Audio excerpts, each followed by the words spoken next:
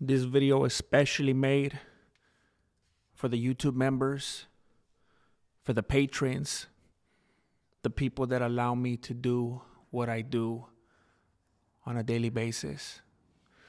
Once upon a time, it was like a semi-monthly basis.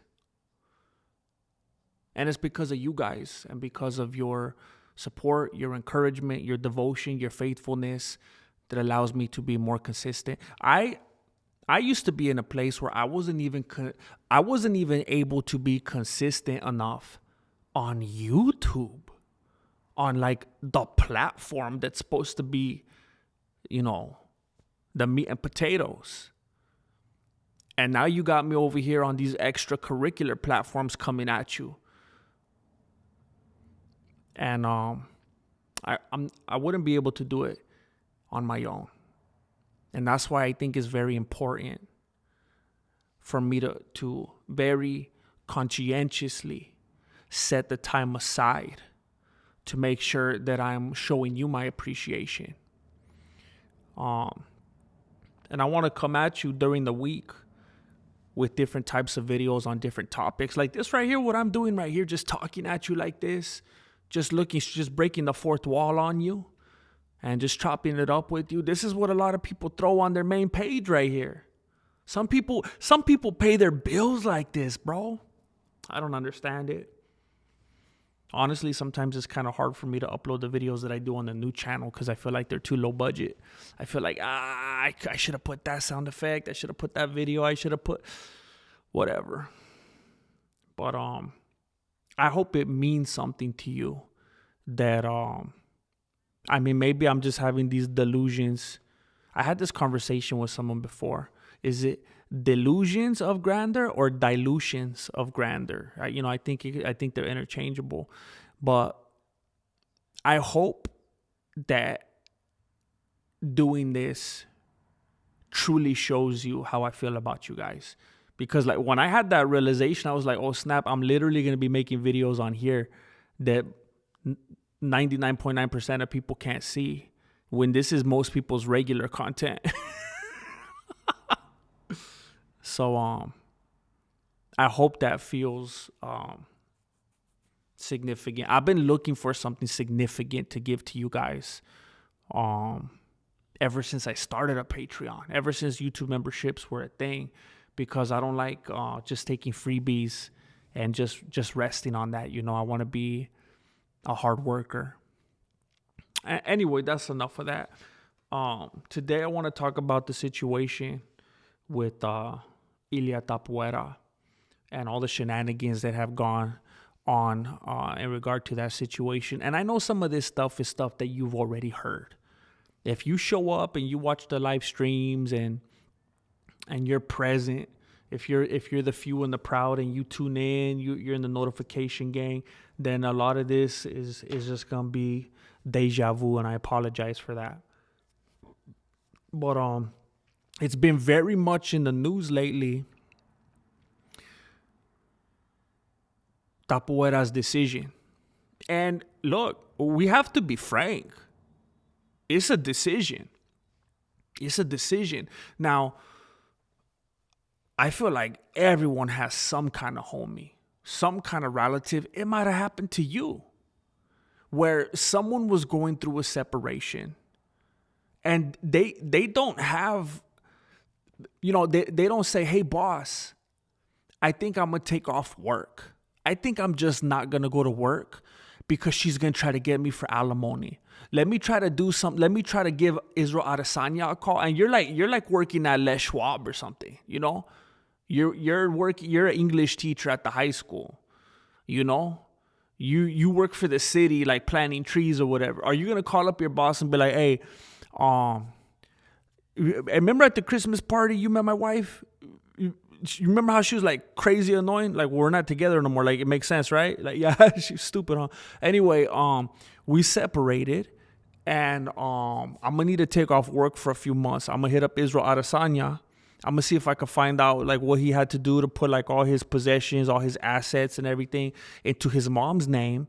I'm going to have to go through like a lot of different kind of paperwork. I'm going to have to go down to the city hall and stuff like that. Just make sure I have everything, or got my ducks, no pun intended, all my ducks in a row, so that when I get my next paychecks, my lady doesn't get them. You understand, right? I'm going to take off. Like, I don't know if I got vacation days or what, but you understand. You're a good-hearted person, right, boss? I could just take it off.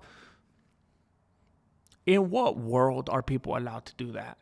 We all know people who have been through unfortunate situations like this. And you know what? You better set your alarm, homie. As you cry yourself to sleep tonight, better set your alarm, because you got to get up anyway, bro. It's Groundhog Day. It's Groundhog Day. That's what happens. We hate school. We don't like to get up early in the morning and go to school. We don't like the homework. We don't like the SATs. We don't like the finals and this and that. But then you grow up, oh snap, it's Groundhog Day. I wish I was a kid again. It's Groundhog Day. That's your life when you grow up. It is Groundhog Day. You better set your alarm as you cry yourself to sleep, homie, because guess what? You got to get up and you got to fight that commute. You got to go to work anyway. You got to go punch in. And guess what? She's going to try to take half of it. But you got a job, homie. That's all there is to it. Now, I know what some people are going to say. And look, I came to the realization myself, because I don't have a traditional job. I'm doing this kind of funky stuff right here. Again, thanks to you. So some people would say, and this, I have to admit, I get it.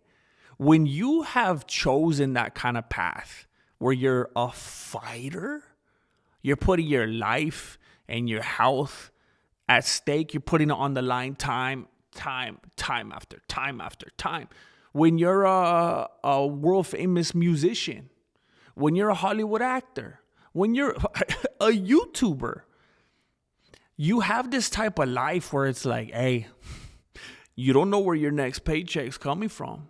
You don't know you don't know how much you're gonna clear the rent by this month, if you even clear it. You don't know what you're making this month or next month, or if it's gonna be like last month.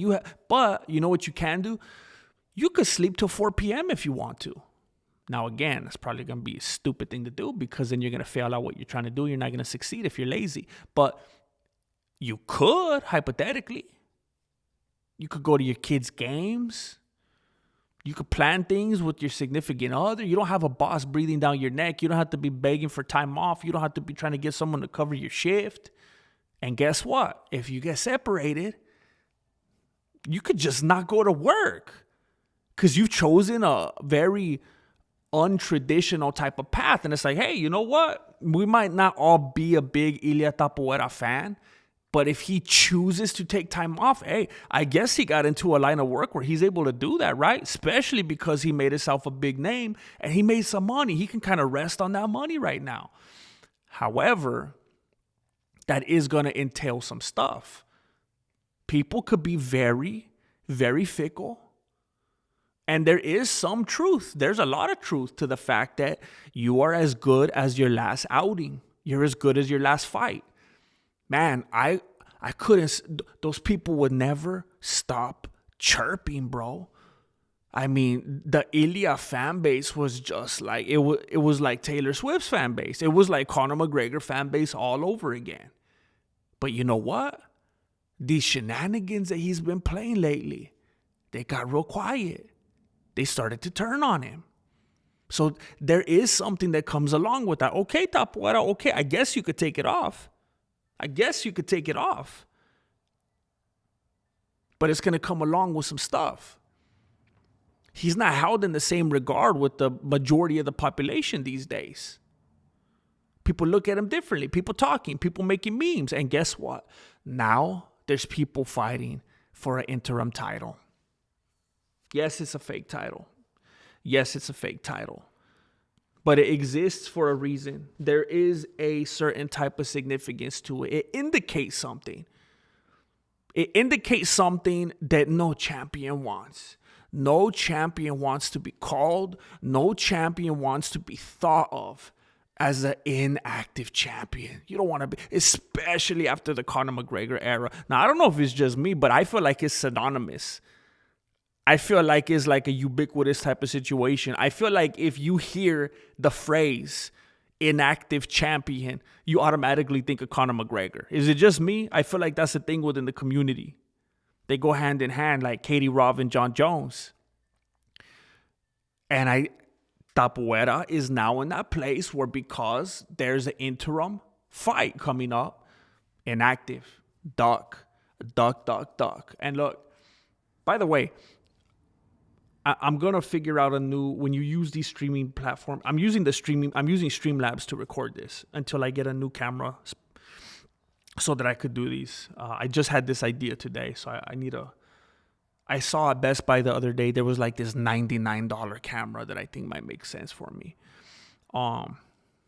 But I'm going to make they're called scenes, where it doesn't have the PayPal and all this stuff. I don't feel comfortable with this being, I don't feel like I should be like advertising this stuff on here when you guys are already on the back end. So, I need to make a new scene for that. But speaking of inactive champions, speaking of duck, I think it's very interesting that Ilia has consistently drawn comparisons to Conor McGregor. And it is not like, it's, that meme that you always see, whether it's Conor McGregor or something else, where it's the blank whatever starter kit, like to the T, bro. And lately, there's been someone else added to that. And I don't know if I'm the first one that said it. I feel like I am. I feel like I'm definitely the one saying it the loudest and the most often. Same thing as John Jones now. Same trajectory. As soon as Ilia started blatantly, unashamedly ducking, because again, once upon a time, Ilia was saying, I will not fight Armin. He's inactive. The irony, him calling somebody inactive. He's inactive. He ducks out of fight. The irony of even calling someone a duck. He ducks. He says he's hurt or he missed weight or blah, blah. Like, he's like, no. He needs to fight. He needs to prove himself. Well, he fought, and look at the way he fought. And look at how he won. And yes, I understand it was Dan Hooker. As far as some of you are confirmed, he might as well have fought Diego Sanchez. I get it. But that's the fight that they gave him. And look at the performance that he put on.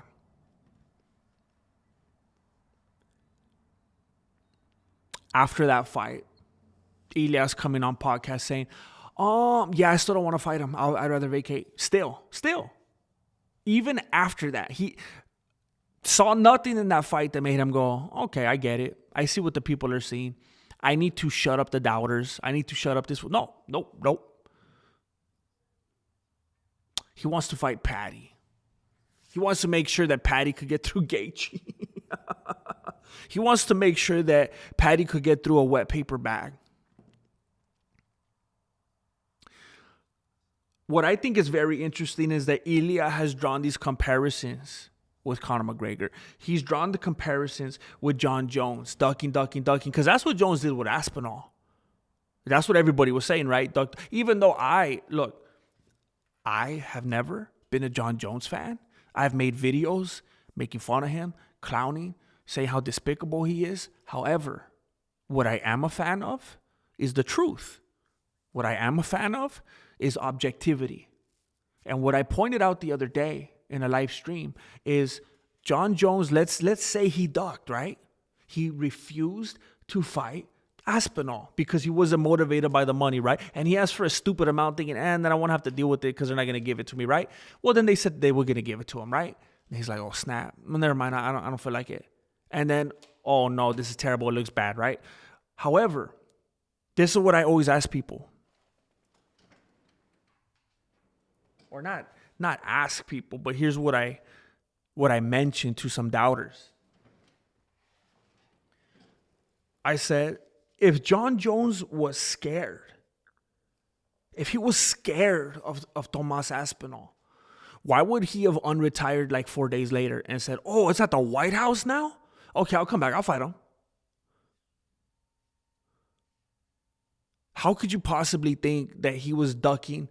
Because he may have been ducking the situation, but he wasn't ducking Tomas Aspinall in that he was afraid of Aspinall. Because if he was, he wouldn't have come back a few days later and say, oh, snap, now I'm excited. I'll do it.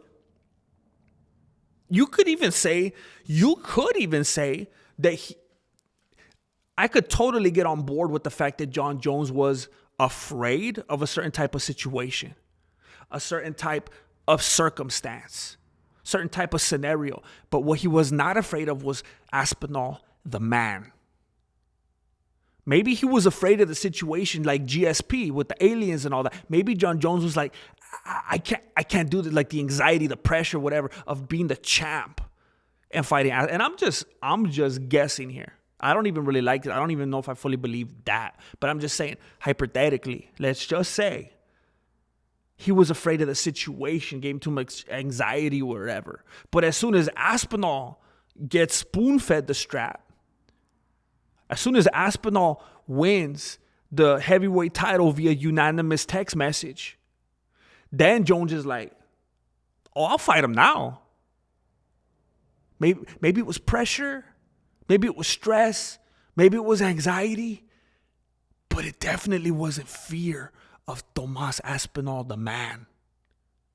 Because he said, oh, yeah, I'll take him now at the White House. Yeah, let's do it. And then Tomas Aspinall said, chale. Then he started playing games. You could be the bigger person in that situation. Because I was very disappointed when I was hearing people say, well, Tomas Aspinall shouldn't give him the opportunity because Jones didn't give it to him for like 2 years. So, hey, are we in kindergarten again? Do I got to tell you that 2 wrongs don't make a right? Are you kidding me? That's not how it works. Be mature. Be professional. Be the bigger person. Don't do the exact same thing that Jones was doing forever and you were criticizing him for because no, it's my turn.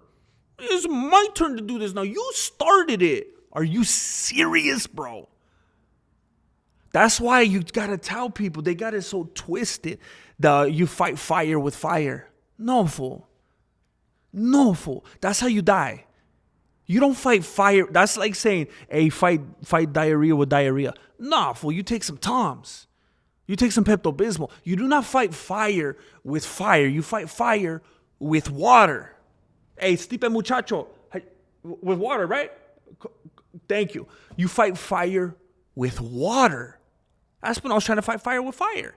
But of course, because people hate John Jones so much, they're blinded by their bias. They won't dare treat Aspinall with the same objectivity as they will do with John Jones. Same thing with Ilia, to get back on topic. Same thing with Ilia. It's crazy how many comparisons he's drawn to Conor McGregor and John Jones, except people don't hold him accountable in the same way.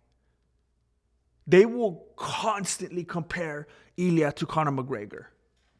But when he does unsavorable things, when he does cowardly looking things, he doesn't get the backlash that Conor McGregor would get.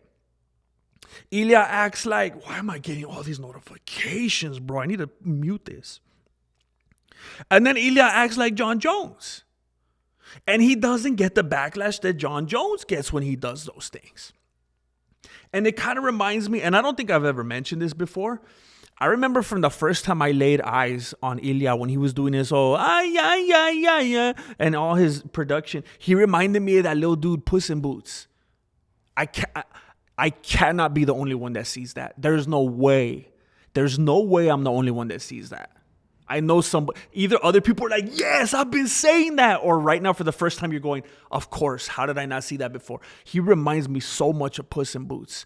And I don't know if it's like just that little man energy. I don't know what it is. The big old eyes or something. I think there's something that he's done to a section of the MMA community where they adore him.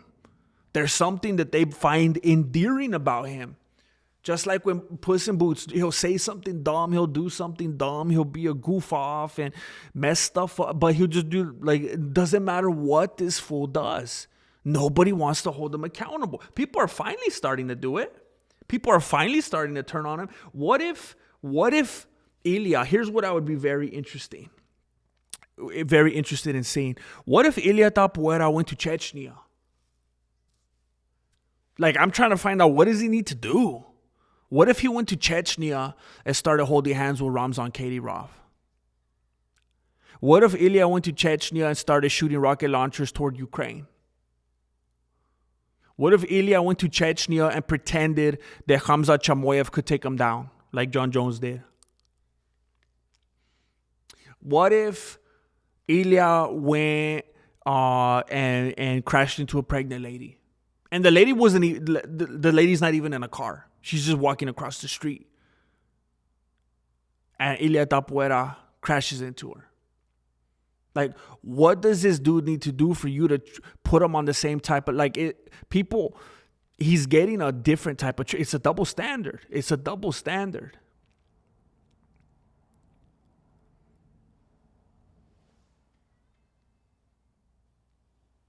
A lot of people are making comments to me about, I need to give him a break. He's going through a hard time. His lady's leaving him. And you know what I think is very interesting? I think it's a possibility. I think it's at least worth talking about. Now, I can't say 100% that I know this, but I definitely can't say 100% that I don't know it. People are saying that I should give him a break and not call him a duck because he's going through a rough time. What if he's going through that time because he's a duck? What if his lady is leaving him because she don't want to be with the duck? She thought she was getting with the rooster. She thought she was getting with El Gallo. And she's with the duck, bro. She's with the duck. Just wet torso 24/7, bro. Just, do ducks even fly? They're just all damp and like a lady wants a warm body. You know what I'm saying? Ladies are always cold. They don't want to be walking around with some moist feathers. Bro's a duck when he was supposed to be a rooster in the household. What if she left him because he didn't want to square off with our man?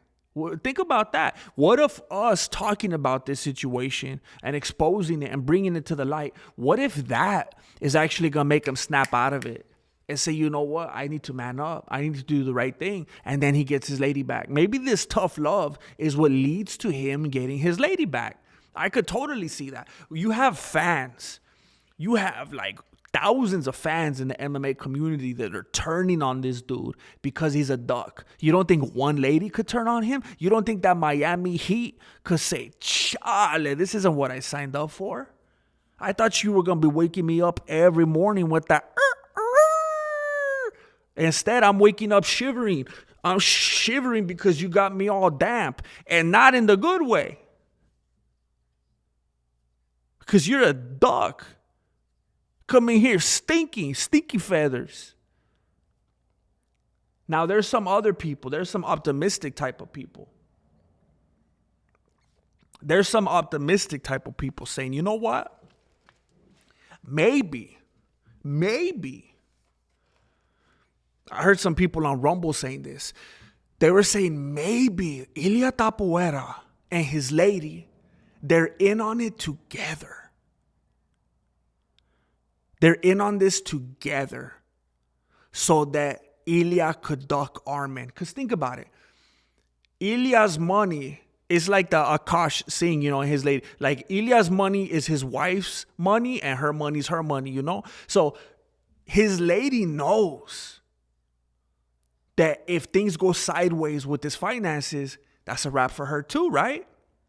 So, I guess supposedly she has like a wealthy background or something like that, but it doesn't matter because remember, his money is her money and her money is her money. She needs to get some of that. She's trying to scale. She could have just stayed single and kept daddy's money. She's trying to scale. It's business. It's just business. So some people are saying, what if Ilia knows? He knows that he can't get past Arman. And he just got to tell his lady, hey, you know what you were doing here. You're trying to get that money. Do you want it or not? I got an idea. And this was all one long con. It was a ruse. They're playing that long game. She pretends to leave him. He acts heartbroken. He starts telling Dana, bro, you know how it is. I saw your lady slap you, and then you slap her, and everybody was kung fu fighting. Like, you know exactly how it goes, but you feel me, right? She slapped me. I slapped her up too. It wasn't on camera, but now she's saying stuff in court. And bro, listen, you know how easy things could go sideways. I need some time off. She's trying to take 50% of my... Dana, I make you money, right, Dana? I make you money. How am I going to make you money if my head's all messed up because she's trying to take my money? I can't... And Dana's like, okay, go. Because he sees like, no. I don't need you flipping out like Connor. I don't need my Kirkland Connor. I don't need my off-brand Connor going sideways too. I need this right now, Dana's saying. I need this right now. He's like, take all the time you need, bro. Take all the time you need. And Ilia's like, okay, and also please don't let Armin fight. Just, can you do Patty and Gaethje? And he's like, anything you want, bro. I don't even like Armin. And then Gaethje said anyway, so I got to give him a fake title shot so that he won't leave because he's a fan favorite, even though he's a journeyman, but he's a fan favorite. So it works out perfectly. He's like, okay. And then he goes, and him and his wife are laughing, bro. And they're on WhatsApp. They're texting on WhatsApp. It's not just for terrorism activity. Like I had some dude trying to tell me to get on WhatsApp one time. I was like, chale, I'm gonna get another virus. I just got a new phone. WhatsApp it's not only for terrorism, it's also for pretending that your relationship's over when it's not.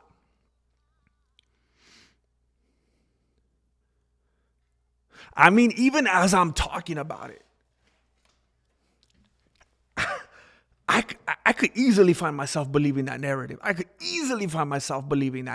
mean, we just had people in the UFC. We just had people that were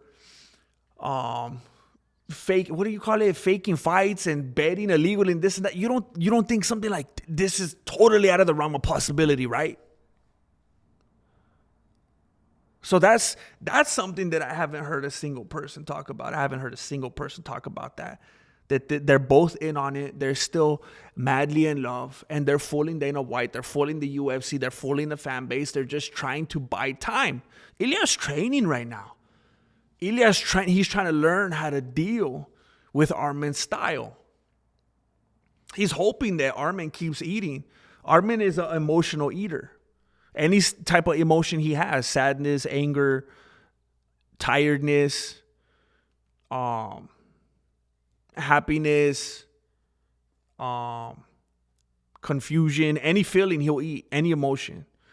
And I think Armin is hoping, because Ilia was thinking about going up to welterweight and fighting Makhachev, but he's like, bro, if I keep stalling, this dude's gonna keep getting he's gonna eat a couple camels a day. This fool's gonna be a middleweight by the time I come back.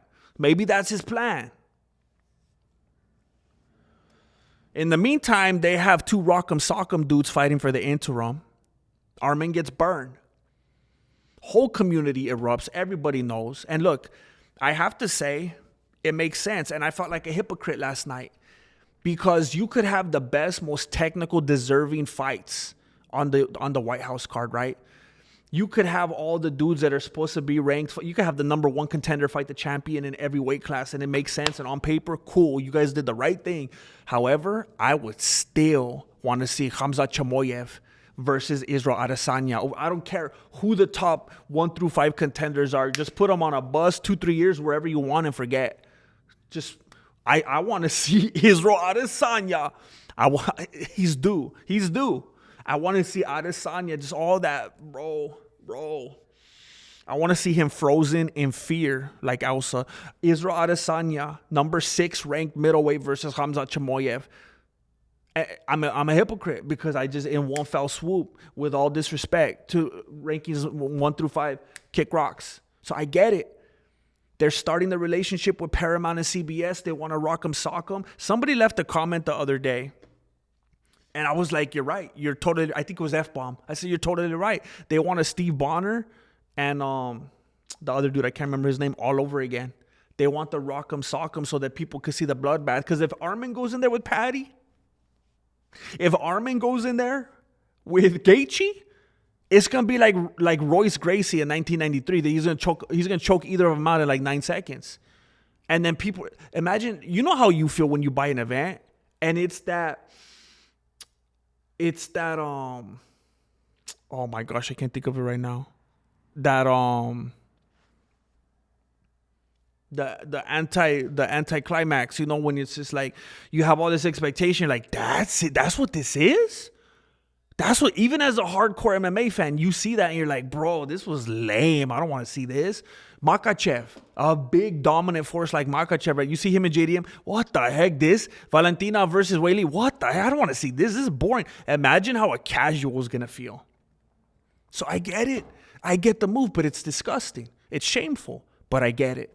But it's terrible and it's unethical, but I get it. But it's atrocious because Arman absolutely deserves it. He's number one and he got there in dominating fashion. But I understand. So then Arman says, you know what? Okay, fine. I get it. Whatever. Politics. You guys are, I'm going to do what I do. I'm going to be the bigger person. I'm going to move on. Whatever.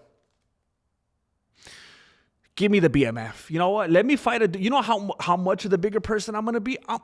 I'll call it out. You won't even have to force me. I'm going to go ahead and call out a dude that Ilia already beat, that he already knocked out. He already took his soul. Just give me Max Holiday for the BMF, whatever. I'm going to be a fan favorite. I'm going to show them I'll take any fight, that I want to stay active, that I'm going to do what I need to do. Let's go. I'm not going to sit in the corner. I'm not going to wait. I'm not going to take time off my life. Give me Max Holiday. Let's do it. Let's sign the contract. Right after that, it gets leaked that Max Holiday is going to face Charles Oliveira for the BMF title.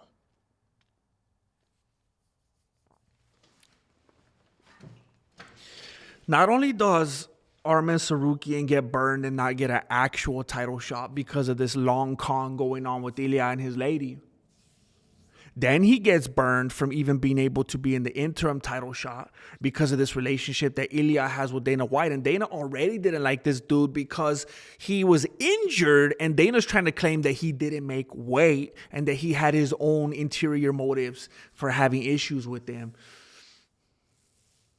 Ilia clearly doesn't want to go against his fighting style. Ilia knows that these other two dudes are rock'em sock'em. Gaethje's crying that he's going to retire. Dana wants to keep him around to make money because he knows he's a fan favorite. Dana also needs to make Patty happy because of that European market. So Arman gets passed up. Then he says, you know what? I'll fight for the BMF, whatever. It's all good. Dana says, chale, and he burns him again. Not only is there an interim fight with these two bridesmaids disrespecting Arman, now there's another fight with two dudes that both already not just got beat by the current champion, got knocked out by him. And they are both fighting now over Arman for the BMF title. What is Arman going to have to ask for next? The interim BMF? The interim? What is he going to have to ask for at this point? I mentioned it on the stream yesterday. I think Arman's in danger. I think his safety is in danger. I think they're trying to erase him from the records. They're trying to erase him from the UFC rankings. Now, I don't want to use a phrase like Armenian genocide, but I don't like what I'm seeing in the UFC right now. It reminds me of the Mandela effect. And I was researching this the other day because I wanted to make sure I did my due diligence. The Mandela effect. Have you ever heard of Nelson Mandela? The government was trying to convince the populace that Nelson Mandela never existed. And that they were just thinking of that one for Morgan Freeman from Evan Almighty. And probably a better example that you're more familiar with, a more tangible example is like the Bernstein Bears thing, or like that movie Shazam with Sinbad, where they're like, I know this happened. I was there. I had the VHS. I had the books. Like, I feel like they're doing like stimulation style. Like, I'm living in the stimulation. They're trying to brainwash us. They're trying to make us feel like we're crazy. They're trying to make us think that things happen that didn't happen. Like, there's the Bernstein Bears on one side of the coin, and then the other side, they try to make you, not only do they try to make you think that things that happened didn't happen, they try to make you think that things that didn't happen did happen. Like when they were trying to convince us that Bert and Ernie were in a homoerotic relationship. I feel like that is extremely similar to what they're doing with us and Arman Tsarukyan right now. They're trying to erase him. They're trying to genocide that fool. The Armenian Genocide Part 2. Dana White is an Armenian genocide denier, allegedly. They're trying to do it all over again. And I don't know if I've said this. It's funny. The whole time I've been talking about this, I don't know if I have to. Because sometimes I talk about John Jones objectively. And people think I'm a fan. And I'm like, whoa, Charlie, I'm just objective. It makes you think I'm a fan just because of how objective I am. I'm actually legitimately an Armin fan. I'm a big Armin fan. I like that dude. I like his personality. I like his style. I like the way he handles himself.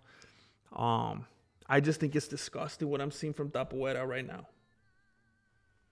And I wish that the people that would make they draw the similarities from people like Conor McGregor and John Jones. I just wish that they would hold them accountable in the same way. It's got to be across the board, man. It's not like we're calling him out or accusing him for anything that's not happening. He's moving a certain way. And it's shameful. It's shameful.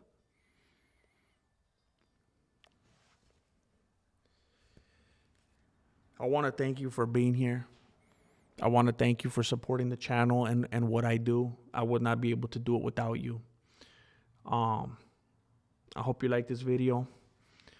And there's going to be many more to come throughout the week. So I'll see you on the next one.